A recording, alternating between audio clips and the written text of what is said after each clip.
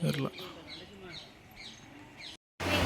सातवी तास कुठं आहे? हॉस्टेलवर.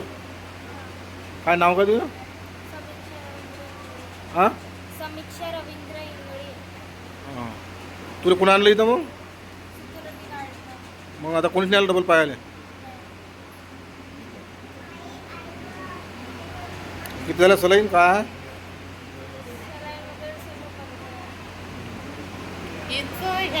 मला माहित नाही घेत नव्हतं इथं साधं या दवाखान्यात आणलं म्हणून. याईनं केला फोन.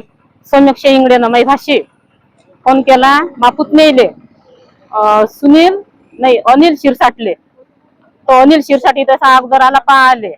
मग मला फोन केला.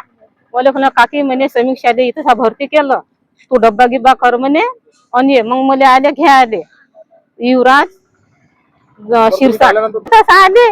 मला कोणीच नाही दिसलं. बरं इथल्यानं 5-10 झालं. त्या मुलीला आई वडील नाही का? नाही आई वडील नाही. त्या हॉस्टेलमध्ये किती मुली राहतात? त्या ह्या दोघी बहीण राहतात. दोघी बहिणी. समीक्षा आणि विशाखा. आता मग इथं आतापर्यंत कोणतं तिथं त्या शाळेचा कोणताच मुख्याध्यापक शिक्षक कोणी झाला? अजूनही नाही. हा अजूनही नाही. त्या बोरीला रक्ताच्या उलट्या झाल्या. आज मी आता हो तुम्ही टाइम काढून मी तिच्याला करून राहिली. बिमार पडले का मला हे दिसत नाहीत मला कोणी. असं बिमार पडले तर मला सलाईन लागले. मी बिमार पडले. मी दवाखान्याच्या आतमध्ये एक सामाजिक कार्यकर्ता म्हणून अशोक मोरे म्हणून एक शहानिशा करताना एक समाज कल्याणची विद्यार्थी या दवाखान्यांनी 2 ते 3 दिवसापासून भरती असताना तिच्याजवळ कोणताही शिक्षक समाज कल्याणचा आढळला नाही. आणि त्यांचे एक नातेवाईक शांताबाई शिरसाट यांनी 2 दिवसापासून वेळातला वेळ देऊन त्या मुलीला एक आधार म्हणून मदत केली आणि तिची चांगली व्यवस्था केली. पण हे समाज कल्याणचे विद्यार्थी समाज कल्याण निवासी आश्रमशाळा हे विद्यार्थी घडवण्यासाठी आहे की फक्त नुसता देखावा करण्यासाठी आहे आश्रम. यांनी तत्काळ याच्यावर या विद्यार्थ्यांवर बारकाईनं लक्ष देऊन यांची परिव्यवस्था करण्यात यावे आणि त्या विद्यार्थ्यावर लक्ष देण्यात यावे.